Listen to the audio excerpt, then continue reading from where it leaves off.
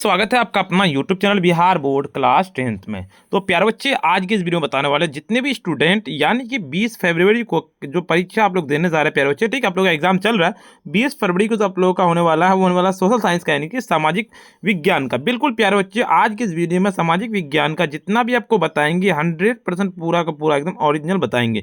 और आज के इस वीडियो में हम आपको सब्जेक्टिव का सोल्यूशन बताएंगे, क्योंकि प्यारे बच्चे सब्जेक्टिव क्वेश्चन का सोल्यूशन आपको जान यानी करना भी बहुत ही ज़्यादा ज़रूरी है, क्योंकि इससे पहले हम आपको ऑब्जेक्टिव करवा दिए हैं। ऑब्जेक्टिव का वीडियो का लिंक हम नीचे डिस्क्रिप्शन में दे देंगे, आप जाके कर लीजिएगा। तो चलिए पहले इस वीडियो में सब्जेक्टिव करके जाइएगा, बिल्कुल पूरा का पूरा आपका यही से रहेगा। तो इस वीडियो को पूरा देख लीजिए और पूरा का पूरा एकदम जाके उतार लीजिएगा। देखिए प्यारे बच्चे, आपको 2 घंटा 45 मिनट का आपको टाइम दिए जाएंगे और 80 नंबर का आपका एग्जाम होगा, आपको ये बात पता है। तो चलिए प्यारे बच्चे, वीडियो को स्टार्ट करते हैं। First setting and second setting दोनों सेटिंग में रहेंगे, यानी कि सोशल साइंस के। बिल्कुल सबसे पहले बता, वीडियो को लाइक नहीं किया प्यारे बच्चे, वीडियो को लाइक कर दीजिए। एंड साथ में चैनल पर नए हैं तो चैनल को सब्सक्राइब कर लीजिएगा। अपने भाई बहन दोस्त सब किसी के पास शेयर जरूर से कर दीजिएगा। तो चलिए प्यारे बच्चे, वीडियो को एंड तक पूरा देख के जाइएगा और वॉच करके जाइएगा।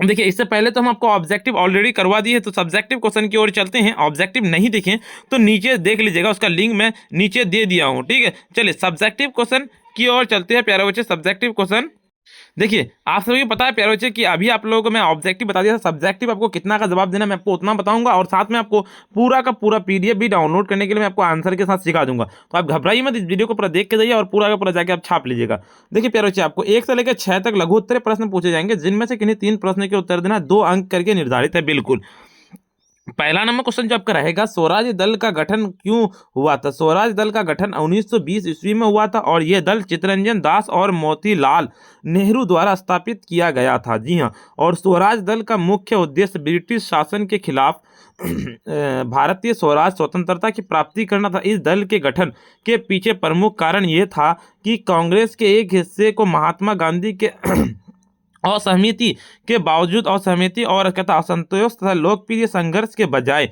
संवैधानिक संघर्ष के माध्यम से स्वराज प्राप्त करना चाहते थे। बिल्कुल सही बात है, आपको इतना लिख देना है। चलिए अगले नंबर क्वेश्चन की ओर चलते हैं। आपका 2 नंबर जो रहेगा, क्या रहेगा आपका, प्रथम विश्व युद्ध के 2 कारणों का वर्णन करें।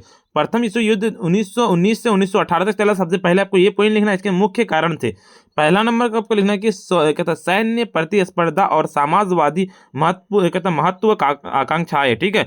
यूरोप देश में अपनी शक्ति और साम्राज्य बढ़ाने की होड़ थी, और प्रमुख साम्राज्य जैसे ब्रिटेन, फ्रांस, जर्मन और रूस अपने औपनिवेशिक के विस्तार और अपनी सैन्य शक्ति को बढ़ाने के लिए एक दूसरे से प्रतिस्पर्धा कर रहे थे। यह साम्राज्यवादी महत्वाकांक्षाएं युद्ध के प्रमुख कारण बनी। बिल्कुल क्या होगा, संधि और गठबंधन विभिन्न रूप से देश के बीच संविधान और गठबंधन के बने हुए थे। और उदाहरण के लिए तृतीयक गठबंधन ब्रिटेन, फ्रांस, रूस और सेंट्रल पावर जर्मनी। बिल्कुल, तो आपको समझना है कि ऑस्ट्रेलिया, हंगरी, इटली ने एक दूसरे के खिलाफ खड़ा किया था, और जिससे युद्ध की स्थिति उत्पन्न हो गई थी। बिल्कुल, चलिए उसके बाद आपको 3 नंबर देखिए, सलम पद्धति की शुरुआत कैसे हुई थी। सलम पद्धति की शुरुआत 19वीं शताब्दी के अंत में 20वीं शताब्दी की शुरुआत में हुई थी। तब औद्योगिकरण और कहता शहरीकरण के तेजी से वृद्धि की, और बड़ी बड़ी फैक्ट्रियां और उद्योगों के कारण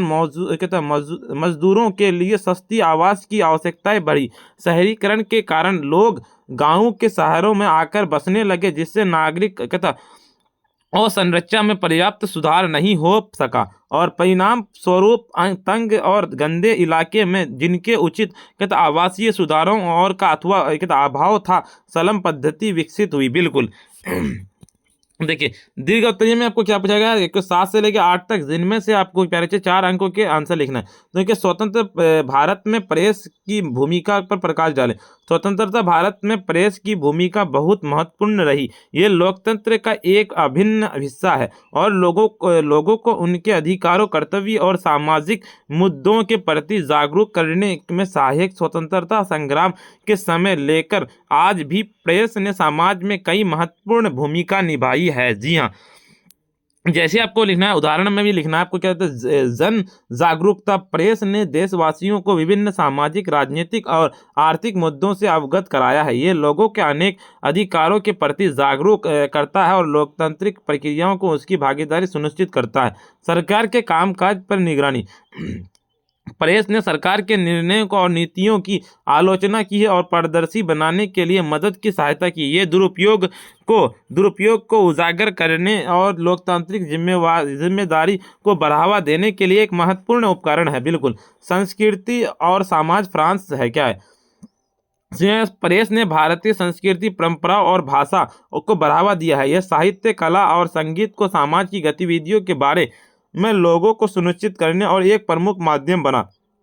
समाज सुधार। प्रेस ने विभिन्न सामाजिक मुद्दे और जैसे बाल विवाह, जातिवाद, महिला शिक्षा और भेदभाव के खिलाफ संघर्ष को बढ़ावा दिया और इसने समाज के सुधार आंदोलन को चलाया और कई मुद्दे पर बहस का जन समूह तक पहुंचा। बिल्कुल सही बात है। इन प्रकार प्रेस के स्वतंत्रता भारत की एक सशक्त और जागरूक नागरिक की समाज बने और महत्वपूर्ण भूमिका निभाई। बिल्कुल, आज सबको इतना लिख देना है। चलिए, उसके बाद आपको देखिए अगले नंबर पॉलिटिकल साइंस में आपको जो पूछे जाएंगे, पॉलिटिकल साइंस में क्या पूछे जाएंगे? पॉलिटिकल साइंस में आपको 9 से लेकर 12 तक, जिनमें से 2 प्रश्न के ही उत्तर देने हैं। बिल्कुल प्यारे बच्चे। जैसे नगर पंचायत क्या है, ये क्वेश्चन पूछे जाएंगे तो आपको सीधे लिखे, नगर पंचायत एक स्थानीय स्वशासन संस्था है जैसे छोटे और माध्यम में आकार के शहरी क्षेत्रों में काम करती है। यह पंचायत शहरी इलाके बुनियादी सेवाएं जैसी पानी, स्वच्छ और सड़कें, स्वास्थ्य सेवाएं, शिक्षा और अन्य नागरिक सुविधाएं प्रदान करती है। नगर पंचायत के प्रमुख कार्य शहर की योजनाओं के क्रियान्वयन, बजट का प्रबंध और स्थानीय निवासियों की समस्याओं का समाधान शामिल है। इसे नगर निगम को पहले किस छोटी शहरी इलाके में प्रशासन की जिम्मेदारी दी जाती है। बिल्कुल। 12 नंबर क्वेश्चन कहता है चुनाव घोषणा पत्र क्या है? चुनाव घोषणा पत्र एक दस्तावेज है जो चुनाव में भाग लेने वाले राजनीतिक दल या उम्मीदवार द्वारा प्रस्तुत किया जाता है। इसमें वह प्रमुख वादे और योजनाएं होती है जिनका दल या उम्मीदवार सरकार में आने के कार्यान्वयन करने वादा करता है और ये दस्तावेज मतदाताओं को पार्टी या उम्मीदवार को दृष्टिकोण और उनके द्वारा किए जाने वाले कार्यों के बारे में जानकारी प्रदान करते हैं। जी हाँ, बिल्कुल, आपको पता है प्यारे बच्चे, प्रदान करते हैं। और घोषणा पत्र आमतौर पर चुनाव दौरान सार्वजनिक रूप से की जाती है। बिल्कुल। उसके बाद आपको जाता है मतदाताओं, ये निर्णय मदद करना और किसी को वोट देने के लिए करता है। बिल्कुल, इसको आपको ये बात पता होना चाहिए। ठीक है, चलिए आगे क्वेश्चन की ओर चलती है प्यारे बच्चे। आपको इसका लॉन्ग क्वेश्चन, ठीक है, लॉन्ग क्वेश्चन में क्या है 13 से 1 नंबर, जिसमें आपको 1 का देखना 4 अंक का है। ठीक है प्यारे बच्चे, तो चलिए देखिए 13 नंबर की राजनीतिक दल किस तरह का सत्ता साझेदारी करता है? राजनीतिक दल सत्ता में साझेदारी करते हैं विशेष जब कोई एक दल बहुमत नहीं प्राप्त कर पाता है और गठबंधन सरकार बनानी पड़ती है तो इसे साझेदारी के प्रमुख तरीके निम्नलिखित है। इसमें कोई भी बनाएगा तो कैसे बनाएगा, आपको ये बात ध्यान रखना है कि गठबंधन सरकार जब कोई पार्टी पूर्ण बहुमत प्राप्त नहीं कर पाती तो विभिन्न दल मिलकर एक गठबंधन सरकार बना सकते हैं। इसमें छोटे छोटे दल, क्षेत्रीय दल, अन्य प्रमुख दल साथ मिलकर सत्ता में साझेदारी करते हैं। यह साझेदारी आमतौर पर नीति बनाने और विधायिका के समर्थन में प्राप्त करने के लिए होती है। मंत्रिमंडल में शामिल होना। गठबंधन सरकारों को साझेदार दलों के सदस्य विभिन्न मंत्रालयों के प्रभार के संभालते हैं और प्रत्येक दल को अपने सहयोगी दलों के साथ समन्वय कर सरकार के कामकाज में हिस्सा लेने के मौका मिलता है और इसमें विभिन्न दलों को अपनी नीति लागू करने का अवसर मिलता है। जी हाँ, बिल्कुल, ठीक है। चलिए अगले नंबर क्वेश्चन की ओर चलते हैं प्यारे बच्चे। अगले नंबर, ठीक है, उसके तहत 3 नंबर की साझेदारी की नीति और समझौते क्या? सत्ता में साझेदारी करते समय और दल आपस में नीति पर समझते करते हैं और ये चुनाव के दौरान एक घोषणा पत्र जारी करते हैं जिसमें दोनों या सभी दलों के विचार और योजनाओं के सहमति किया जाता है और यह समझौता विभिन्न राजनीतिक दलों के बीच सामूहिक निर्णय लेने की प्रक्रिया और सरल बनाता है। वोटों का आदान प्रदान। गठबंधन पार्टियां आपस समर्थन और वोटों के आदान प्रदान करने के लिए समझौता बांधित करते। चुनाव के दौरान एक दूसरे उम्मीदवारों के पक्ष में वोट करने का वादा करते हैं जिससे एक मजबूत गठबंधन और राजनीतिक स्थिरता सुनिश्चित होती है। बिल्कुल, देखिए इस सरकार सत्ता में साझेदारी करने का उद्देश्य एक स्थिर सरकार बनाना और विभिन्न दलों के बीच सामूहिक हितों और प्राथमिकताओं को संतुलित करना। जी हाँ, चलिए अगले नंबर क्वेश्चन बताने से पहले बता दो प्यारे, वीडियो को सबसे पहले एक बार लाइक नहीं किया, वीडियो को लाइक कर दिया, साथ में चैनल पर नए आ रहे हैं तो चैनल को सब्सक्राइब कर लीजिए, अपने भाई बहन दोस्त सबके साथ जरूर से शेयर कर दीजिए। ठीक है, देखिए 13 से लेकर 18 तक, जिनमें से आपको 2 प्रश्न के उत्तर लिखना है, यानी कि इसमें क्या है, ये आपका इकोनॉमिक्स में है, ठीक है। तो पहला कि क्रेडिट कार्ड क्या है। क्रेडिट कार्ड एक प्रकार का भुगतान कार्ड होता है जो एक बैंक वित्तीय संस्था द्वारा जारी किया जाता है। इसका उपयोग व्यक्ति को वस्तुएं और सेवाएं खरीदने के लिए किया जाता है और बाद में इस राशि का भुगतान एक निश्चित समय सीमा में करना होता है। और क्रेडिट कार्ड धारक के एक सीमित क्रेडिट सीमा दी जाती है जिसका वह उपाय कर सकता है। कार्ड धारक को मासिक बिल भुगतान करना होता है और यदि वह समय पर भुगतान नहीं करे तो ब्याज वसूल किया जाता है। चलिए अब देखिए अर्थव्यवस्था। और कहते आप क्या समझते हैं? अर्थव्यवस्था वह व्यवस्था को कहते हैं जिसमें एक देश समाज और उत्पादन वितरण में उपभोक्ता संबंधित सभी आर्थिक क्रियाओं और उसमें सामान की सेवाएं उत्पादन उत्पादन उत्पादन उनका व्यापार, मूल्य निर्धारण, श्रम, निवेश, आय का वितरण आदि शामिल होते हैं। अर्थव्यवस्था के उद्देश्य संसाधनों का वंचित उपयोग, लोगों की आवश्यकताओं को पूरा करना और समृद्धि लगाकर 2 प्रकार का समझा जा सकता है, मांग आपूर्ति और कहते उत्पादन उपभोग की दृष्टिकोण। देखिए उसके बाद अंदर दीर्घ उत्तरीय में आपको 19 से लेकर 1 तक, जिनमें से आपको एक ही प्रश्न का उत्तर देना 4 नंबर का। जैसे भारत में बुनियादी सुविधा या आधारभूत ढांचा का वर्णन करें। आधारभूत ढांचा यानी कि इंस्ट्रक्शन कहते हैं, इंटरफ्रैक्शंस क्या होगा, उस ढांचे को कहते हैं जो किसी भी देश की सामाजिक आर्थिक गतिविधियों को सुचारू रूप से चलाने के लिए आवश्यक होता है। भारत में आधारभूत ढांचा निम्नलिखित प्रमुख क्षेत्रों में शामिल किया जाता है। जैसे आपको लिखना है परिवहन। भारत में परिवहन अच्छा नेटवर्क विकास के लिए आवश्यक है। इसमें सड़कें, रेलवे, हवाई अड्डे, बंदरगाह और जलमार्ग शामिल है। ये सामान और लोगों की आवाजाही का सामान असमान बनाता है। ऊर्जा उत्पादन के वितरण का ढांचा भी महत्वपूर्ण हिस्सा है। और भारत में विद्युत उत्पादन, पेट्रोलियम गैस वितरण, सौर और पवन ऊर्जा जैसे क्षेत्रों में विकास की आवश्यकता है। बिल्कुल। स्वास्थ्य सेवाएं, चिकित्सा सुविधाएं, स्वास्थ्य ढांचा और नागरिकों की भलाई के लिए महत्वपूर्ण, इसमें अस्पताल, क्लिनिक, स्वास्थ्य केंद्र और दवाओं की उपलब्धता शामिल है। शिक्षा का ढांचा बच्चों को लेकर वयस्कों और तब तक सभी के लिए शिक्षा प्रणाली की नींव रखता है। और विद्यालय, विश्वविद्यालय, पुस्तकालय और शैक्षिक सामग्री उपलब्ध के सुधार आवश्यक है। जल आपूर्ति और स्वच्छता, पानी में आपूर्ति, जलाशय, नलियां, स्वच्छता सेवाएं एक स्वस्थ जीवन के लिए आवश्यक है। सूचना और संचार, आधुनिक संचार उपकरण जैसे इंटरनेट, मोबाइल नेटवर्क और टेली कम्युनिकेशन सेवाएं भी आजकल बुनियादी सेवाएं में शामिल है। बिल्कुल।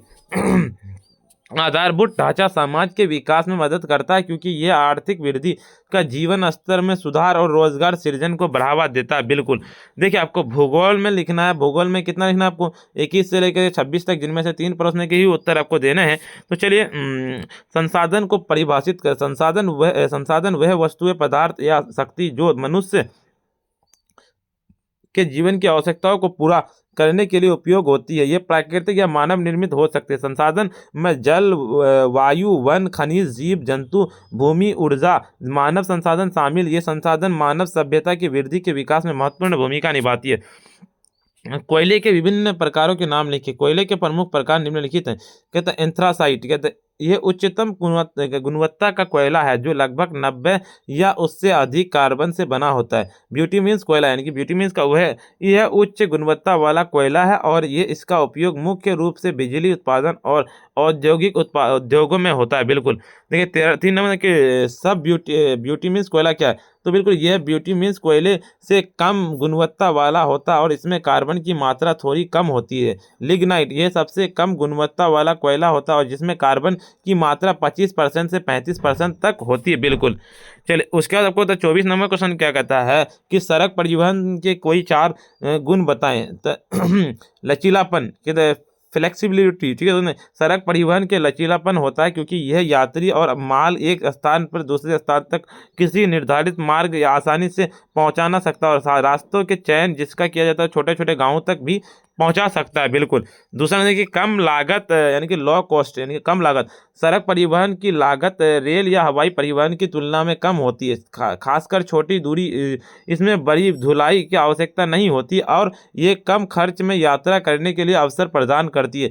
तत्काल सेवा, इनकी इंस्टेंट सर्विस, सड़क परिवहन के त्वरित सेवा मिल सकती है क्योंकि यह अधिक लचीलापन और इसके ट्रेनों में विमानों की तुलना के समय का इंतजार नहीं किया करना पड़ता। यात्रा की शुरुआत अंत की तारीख और आप नियंत्रित रख सकते हैं। बिल्कुल सामान्य पहुंच पहुंच इजी एक्सेसिबिलिटी, सड़क परिवहन का नेटवर्क हर जगह फैला होता है और यानी यह ऐसे स्थानों तक भी पहुंचा जा सकता है जहां रेल और हवाई यात्रा की सुविधा नहीं होती। सड़कों गांवों और लेकर शहरों के पहुंचाने का आसान रास्ता देती है। बिल्कुल दीर्घ उत्तरीय में कोई 27 से लेकर 28 तक, जिनमें से आपको एक प्रश्न को उत्तर देना, 4 अंक करके हैं। जी हाँ, कहते भारत में सूती वस्त्र उद्योग के वितरण का वर्णन करें। तो इसका वस्त्र का वर्णन करना सीधे मतलब कि भारत में सूती वस्त्र उद्योग महत्वपूर्ण उद्योग, ये देश के विभिन्न हिस्सों फैलता और सूती वस्त्र उद्योग का वितरण निम्नलिखित प्रमुख कारणों से प्रभावित होता है। महाराष्ट्र, गुजरात, ये राज्य भारत के सूती उद्योग प्रमुख केंद्र, यहाँ पर उच्च गुणवत्ता वाली सूती आपूर्ति, अच्छी जल आपूर्ति, बंदरगाहों का निकटता उद्योग के विकास की मदद करती है। मुंबई और अहमदाबाद जैसे शहर जहाँ के प्रमुख केंद्र है। बिल्कुल चलिए अगले नंबर क्वेश्चन की ओर चलते हैं। आपका क्या कहता है क्या दोनों की उत्तर भारत के राज्य जैसे उत्तर प्रदेश, राजस्थान और मध्य प्रदेश भी सूती वस्त्र उद्योग के प्रमुख क्षेत्र, खासकर उत्तर प्रदेश और राजस्थान के छोटे उद्योग विकसित हुए। दक्षिण भारत यानी कि तमिलनाडु, कर्नाटक, आंध्र प्रदेश, तेलंगाना जैसे राज्य में सूती वस्त्र उद्योग है विकास।